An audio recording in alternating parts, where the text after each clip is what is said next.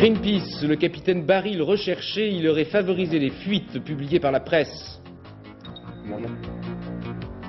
Nouvelle-Calédonie, Léotard, Chirac et Le Pen en campagne à Nouméa. Fondée il y a 100 ans par Jaurès, la verrerie ouvrière d'Albi s'ouvre à des capitaux privés. Un nouveau métier que l'on peut pratiquer chez soi, créateur de logiciels informatiques.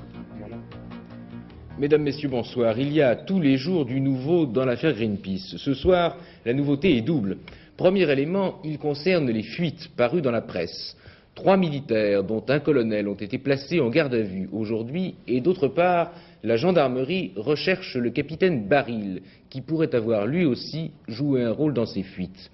Et puis le deuxième élément concerne le sabotage lui-même du bateau de Greenpeace et l'identité de celui qui a donné l'ordre. Eh bien, Le Monde et le Canard enchaîné disent aujourd'hui, l'un et l'autre, que ce serait Charles Hernu. Anne Rongère. Celui par qui le scandale rebondit, l'auteur des fuites sur l'affaire Greenpeace, ce serait lui, le capitaine Baril. Cow-boy pour les uns, militaire zélé pour les autres, déjà plusieurs fois à la une de l'actualité dans d'autres affaires troubles. En 82, alors membre de la cellule antiterroriste de l'Élysée, il est sur la sellette dans l'affaire des Irlandais de Vincennes. 3 terroristes arrêtés puis relâchés. Les preuves contre eux avaient été montées de toutes pièces. Depuis, le capitaine Baril était rentré dans l'ombre. On a parlé de liens avec les milieux d'extrême droite et le milieu tout court. Le voici aujourd'hui sur la scène de l'affaire Greenpeace. Il aurait servi d'intermédiaire entre 2 officiers de la DGSE et la presse. Des officiers qui lui auraient transmis les noms des membres de la fameuse 3e équipe, celle qui a réalisé l'attentat. Un système de fuite qui, pour la police interne de la DGSE, expliquerait que les policiers néo-zélandais aient été aussi rapides à repérer les faux époux Thurange et l'équipage de l'UVA. Une révélation qui s'ajoute à celle d'aujourd'hui sur le fond de l'affaire elle-même. Selon Le Monde, c'est Charles Hernu lui-même qui aurait donné à la DGSE l'ordre de neutraliser le Rainbow Warrior. Mais Le Monde ajoute que ni François Mitterrand ni Laurent Fabius n'en ont été informés. Cette mise en cause de Charles Hernu, le Canard enchaîné révèle à son tour qui en est l'auteur. C'est l'amiral Lacoste, l'ex-patron de la DGSE, limogé la semaine dernière. Sa thèse innocenterait donc en partie la DGSE. On le voit dans l'affaire Greenpeace, les sources des révélations, entre guillemets, deviennent aussi importantes que les révélations elles-mêmes.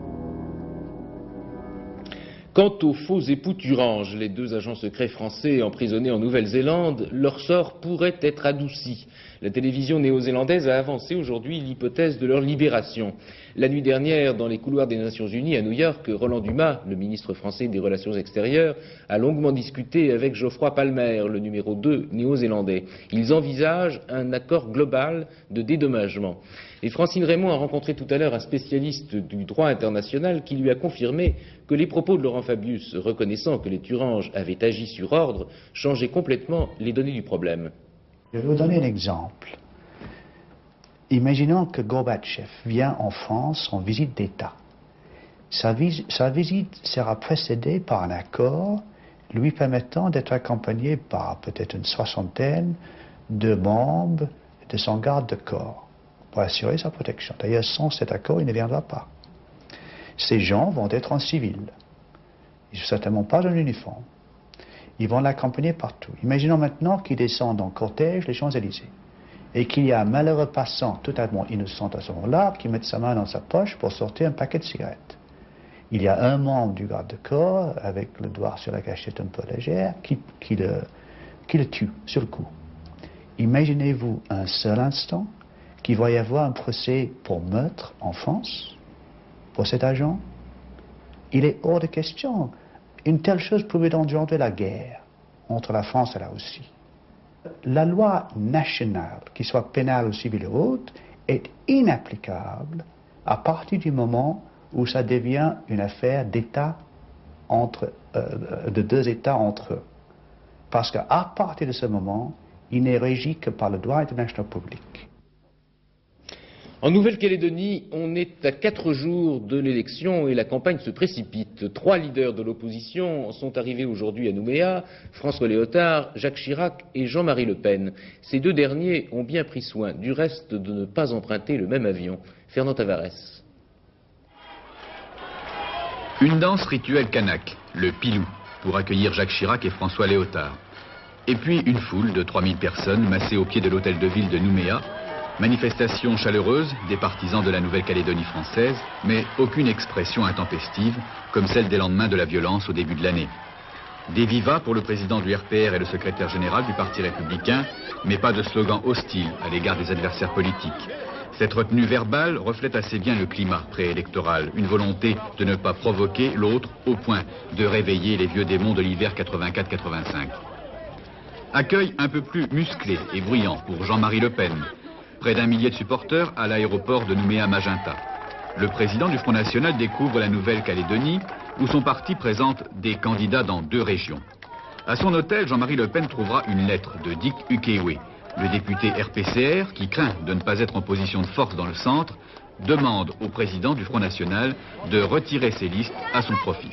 Jean-Marie Le Pen s'est déclaré plutôt flatté de voir qu'un ami de Jacques Chirac le sollicite pour la première fois depuis le début des événements. Il donnera sa réponse dans 48 heures. En attendant, au cours d'une première conférence de presse, le député européen a défini le sens de sa présence en Nouvelle-Calédonie. La France aime la Nouvelle-Calédonie. Et comme c'est en métropole que se décide en grande partie le destin de la Nouvelle-Calédonie, je suis assez optimiste. Même si, dans ce grand combat-là, on voit s'agiter des bataillons qui sont beaucoup plus poussés sans doute par l'électoralisme que par le patriotisme. Donc j'apporte un grand message d'espoir. Jean Jaurès serait sans doute bien amer s'il pouvait voir aujourd'hui ce qu'il advient de la verrerie ouvrière d'Albi. C'est lui qui avait poussé à la création de cette coopérative ouvrière. C'était la première en France il y a près de 100 ans. Il en faisait un symbole de la lutte contre le capitalisme. Mais les symboles aussi doivent s'adapter à la crise économique. La verrerie d'Albi vient de s'ouvrir à des capitaux privés. Elle n'avait pas le choix, du reste il fallait s'ouvrir ou mourir. Jacqueline Puget. La verrerie ne sera plus ce qu'elle était, disent les salariés de la verrerie ouvrière d'Albi, ceux-là même qui à une écrasante majorité ont voté la modification des statuts de l'entreprise. Désormais, et en application d'une loi datée du 12 juillet dernier, des actionnaires extérieurs pourront détenir jusqu'à 37% du capital de la coopérative. En conséquence, ceux-ci occuperont 4 des 9 sièges que comprendra le nouveau conseil d'administration. Cette décision est historique car elle met un terme à la pratique des verriers jusqu'ici seuls détenteurs du capital, salariés gestionnaires et gardiens du temple édifié en 1895 par Jean Jaurès. Un temple où la CGT omniprésente a perpétué la vieille tradition ouvriériste. Il est certain que pour beaucoup, le cœur de beaucoup d'entre eux, il y avait le regret d'abandonner le vieux statut de la SCOP de Jaurès, comme on dit. Mais ils se sont bien rendus compte, ils avaient tous à l'esprit cette idée qu'en définitive, ils étaient contraints d'en passer par là. Ce sont de graves difficultés économiques et financières qui ont lézardé ce symbole du mouvement coopératif français. Ces difficultés ont commencé en 1980, juste après la construction d'une nouvelle usine, un investissement de 130 millions de francs qui a pesé lourd sur les finances. Puis ce sont des erreurs de gestion, la forte poussée de la concurrence étrangère sur le marché français et de graves retards technologiques qui expliquent en partie l'aggravation de la situation économique de la SCOP en 1984. En février 1985, les pouvoirs publics accordent une subvention de 30 millions de francs mais exigent d'importantes modifications dans le fonctionnement de la SCOP. L'acceptation de ce plan de redressement par le personnel constitue un désaveu pour la CGT qui s'était fermement opposée à la modification des statuts. Depuis quelques mois, Plusieurs directeurs de supermarchés semblent avoir la main un peu lourde quand ils arrêtent des voleurs dans leurs rayons. Une nouvelle affaire vient d'éclater près de Lyon, où un jeune homme a été passé à tabac par le personnel d'un magasin qui le soupçonnait de vol. En fait, il était innocent. Le directeur du magasin le reconnaît aujourd'hui, il fait ses excuses, mais les parents du jeune homme refusent, eux, de retirer leur plainte. Chantal Bretz. Patrick n'est pas prêt d'oublier cette publicité nullement mensongère. Jeudi dernier, n'ayant pas trouvé au kiosque habituel sa revue de foot préférée, il va l'acheter au centre Leclerc. Interpellé, il est amené dans un petit local vitré. Là, on le somme d'avouer qu'il fait partie d'une bande connue du magasin. Je les ai pris pour des fous parce que ils m'ont pointé le revolver sur la tempe. Et chargé, et c'est Monsieur Delage, le directeur, qui l'a chargé devant moi. L'étrange cérémonie va durer 7 heures. Il y aura des coups, la flamme d'un briquet qui frôle les yeux du garçon de 16 ans, terrorisé, et la séance s'achève par le bouquet final, bien longtemps après la fermeture du magasin. C'était 10h30, et ils m'ont balancé dans la cabane à chiens. Mais tout d'abord, je me souviens que le blond a tout d'abord... avec un bâton tapé sur le grillage pour exciter le chien. Et puis les deux chiens, ils étaient excités. Et puis ils m'ont balancé dedans à 3. Depuis, la direction de la société a présenté des excuses et reconnu son erreur dans une lettre adressée au père de Patrick, conseiller municipal d'une commune de la région lyonnaise. Mais le père du jeune homme, auquel était proposé un arrangement à l'amiable, a décidé cependant de maintenir sa plainte. À 8 semaines du sommet Reagan-Gorbatchev, Moscou et Washington continuent de faire monter les enchères à propos de la guerre des étoiles. Édouard Tchevarniadze, le numéro 1 de la diplomatie soviétique, a indiqué tout à l'heure à la tribune des Nations Unies que son pays était prêt à relever, s'il le fallait, le défi de la guerre des étoiles, qu'il le pouvait économiquement. Par ailleurs, Moscou continue de proposer une réduction substantielle des arsenaux stratégiques nucléaires. La négociation de Genève n'est donc pas compromise. À Mexico, 5 jours après le tremblement de terre, les sauveteurs se livrent à une course contre la montre et contre la mort pour essayer de dégager les derniers survivants. Le bilan du tremblement de terre est toujours bien imprécis. L'estimation officielle parle maintenant de 3000 à 5000 morts. Gérard Pinson. Quand j'ai pu le sortir de son trou, qu'il m'a serré les doigts, que j'ai vu son petit visage tout rose, j'ai cru éclater de joie. Sylvain, l'un des 300 secouristes français, venait de sauver Fidelio, un bébé de 10 jours, emmuré depuis jeudi, près du cadavre de sa mère, dans les décombres de l'hôpital général de Mexico. Les médecins n'en reviennent pas, Fidelio sera l'un des plus extraordinaires miraculés du séisme. Hélas, de tels miracles deviennent au fil des heures de plus en plus rares et de plus en plus improbables. Tenter de retrouver encore quelques survivants comme ce jeune homme, ou bien accélérer le déblaiement pour dégager les cadavres, c'est déjà le dilemme, 5 jours après le tremblement de terre. Et demain, les autorités mexicaines risquent de devoir privilégier les bulldozers pour éviter les risques d'épidémie. Après les 3 jours de deuil officiel, la vie reprend dans cette énorme capitale de 18 millions d'habitants, dont 400 immeubles seulement ont été ravagés. En dehors des périmètres interdits, des écoles, des commerces, des bureaux, des guichets de banque ont été réouverts. Des mains recomptent des billets, tandis que des milliers d'autres mains s'accrochent à des cercueils sans cesse plus nombreux. On continue de craindre qu'ils puissent être 10 000. En Inde, les habitants du Pendjab, le seul État à majorité sikh, iront voter demain. Ils n'avaient pas pu élire leurs députés l'an dernier à cause de la situation explosive qui régnait dans cette région. Aujourd'hui, le calme semble revenu, mais tout de même, la tension persiste. Richard Tripot. Rajiv Gandhi, que l'on voit ici pendant sa campagne électorale au Pendjab, a tenu bon. Il n'a pas cédé à ceux qui voulaient repousser ces élections.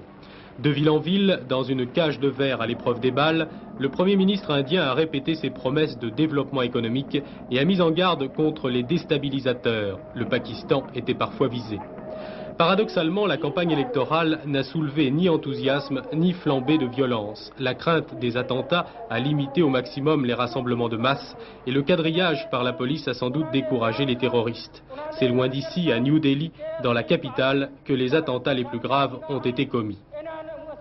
Ces élections, les premières au Punjab depuis 1980, sont destinées à élire les représentants à l'Assemblée de l'État et ceux du Parlement fédéral indien. Les 900 candidats qui se présentent sont en grande majorité des membres du parti du Congrès, le parti de Rajiv Gandhi, ou de l'Akali Dal, le parti des Sikhs. Près d'un an après son accession au pouvoir, ces élections devraient constituer un test important pour le Premier ministre.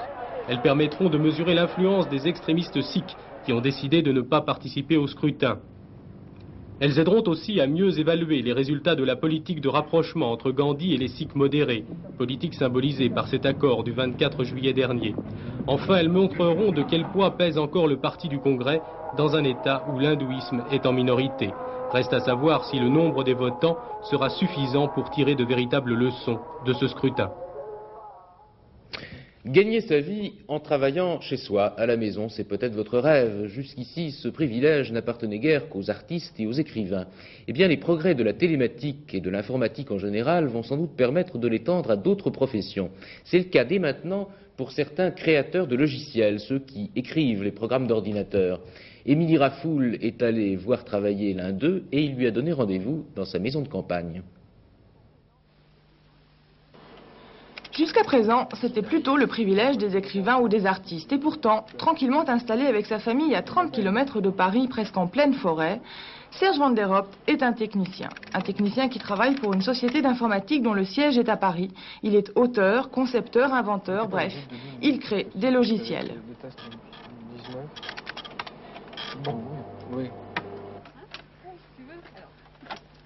L'informatique, c'est un truc tellement prenant que lorsque ça démarre, ça ne s'arrête plus. C'est-à-dire que mon mari peut travailler aussi bien nuit et jour pendant 3 jours sans s'arrêter que ne rien faire pendant 2 jours si vraiment ça ne vient plus. Mais quand ça démarre, ça ne s'arrête plus. Quand il est sur une idée, il cherche et à ce moment-là, plus rien n'existe. Lui, il n'existe plus pour personne, il ne répond plus. Même si vous lui posez une question, il ne répond plus. Il n'est plus là. D'où ça vient et comment ça vient une idée? Ça vient n'importe quand, n'importe comment. Et c'est toute la différence, je dirais, en rentabilité que l'on peut avoir avec un travail où on irait au bureau tous les matins et on repartirait le soir. Parce qu'on peut avoir une idée sous la douche, on peut avoir une idée en faisant cuire des pommes de terre ou devant la machine. 18 mois, c'est la période de gestation pour faire naître un logiciel. Destiné au grand public, ces logiciels se vendent entre 3 000 et 10 000 francs. Serge Van der Hopt et son collègue sont salariés à 17 000 francs par mois.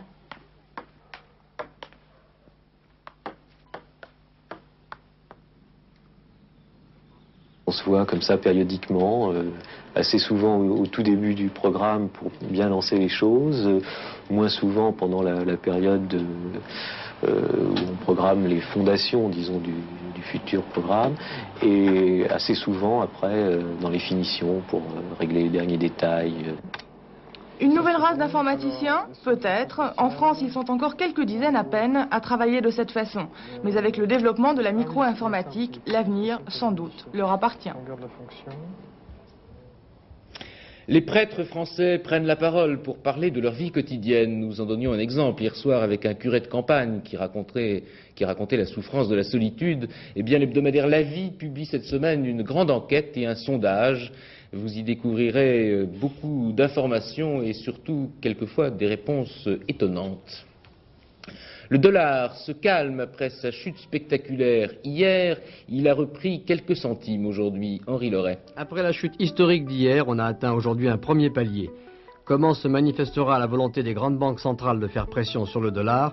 Là est la question. Le marché, lui, attend pour tester les bonnes résolutions. Un léger mieux à la Bourse de Paris après le net recul d'hier lié à la chute du dollar.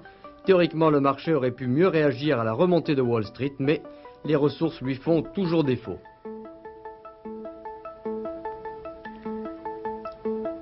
À New York, la vigoureuse reprise enregistrée hier n'est pas suivie d'effet.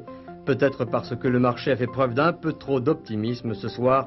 On est revenu à plus de modération et le Dow Jones est en légère baisse. Que je vous dise encore, la météo nous annonce du beau temps pour demain, quelques nuages le matin, mais ensuite du soleil partout, sauf près des frontières du nord-est. Températures qui baisseront un peu, mais qui seront tout de même agréables pour la saison. Demain soir, 2 rendez-vous à vous rappeler. D'abord notre première édition à 19h, et puis pour ma part, je vous retrouverai à 21h25. Excellente fin de soirée sur la 3, et avant de vous quitter, je vous rappelle les principales informations de la journée. Bonsoir et à demain.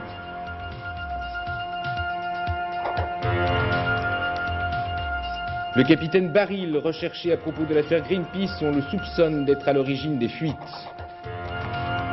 Nouvelle-Calédonie, la campagne électorale s'accélère. Jacques Chirac et Jean-Marie Le Pen et François Léotard viennent d'arriver. Fondée il y a 100 ans par Jaurès, la verrerie ouvrière d'Albi vient de s'ouvrir à des capitaux privés. En Inde, élection au Pendjab demain, le calme semble revenu dans la province sikh.